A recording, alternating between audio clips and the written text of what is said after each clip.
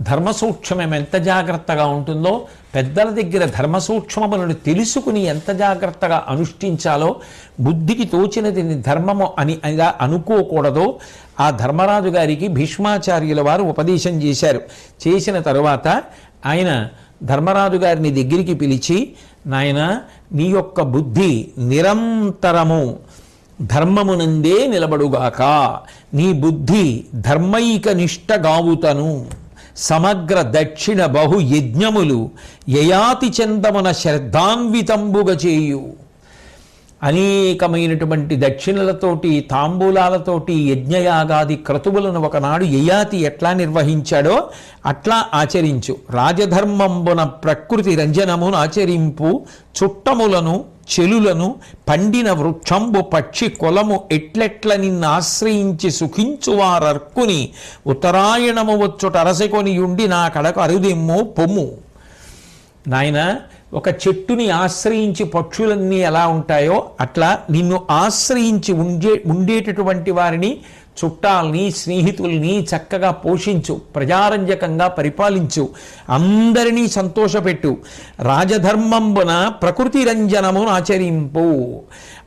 అసలు ఆ రాజధర్మాన్ని పాటించడం ద్వారా అందరి యొక్క హితమునకు నువ్వు కారణముక అని చెప్పి, మళ్ళీ ఉత్తరాయణ పుణ్యకాలం ప్రవేశించిన తరువాత నా దగ్గరికి రా, హస్తినాపురానికి వెళ్ళిపో అని చెప్పి, తల్లియు తమ్ములు భూవరుండు నీవు సుఖులురై ఉండు నృపవరీణ్య, నీ తల్లి అట్లాగే నీ తమ్ములు అందరూ కూడా సంతోషంగా ఉండండి అని చెప్పి అనుడు ఆనందముంది ధర్మాత్మజుండు.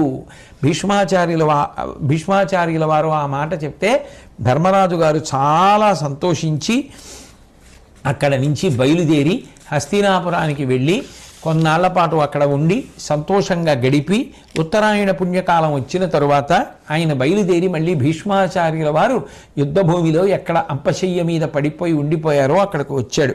ఆ వచ్చేటప్పుడు ధృతరాష్ట్రుణ్ణి, గాంధారీదేవిని, కుంతీదేవిని, శ్రీకృష్ణ పరమాత్మని, సాత్యకిని, విదురుణ్ణి, సంజయుణ్ణి, తన సోదరుల్ని, కృపాచార్యుల వారిని, ధౌమ్యుణ్ణి, మంత్రశాస్త్రవేత్తల్ని, ఋత్విక్కుల్ని, అలాగే పెద్దలందరినీ కూడా వెంట పెట్టుకుని వస్తూ, ఆ వచ్చేటప్పుడు నూతనమైనటువంటి వస్త్రములు, గంధపు చెక్కలు, అగరు చెక్కలు, పువ్వులు, పండ్లు, నీతి కుండలు, పవిత్రమైనటువంటి అగ్ని మొదలైనవన్నీ తీసుకుని వచ్చి భీష్మాచార్యుల వారి దగ్గర నిలబడ్డాడు. ఆ సమయంలో భీష్మాచార్యుల వారి దగ్గర వ్యాసుడు, నారదుడు, దేవలుడు మొదలైనటువంటి మహర్షులందరూ నిలబడి ఉన్నారు.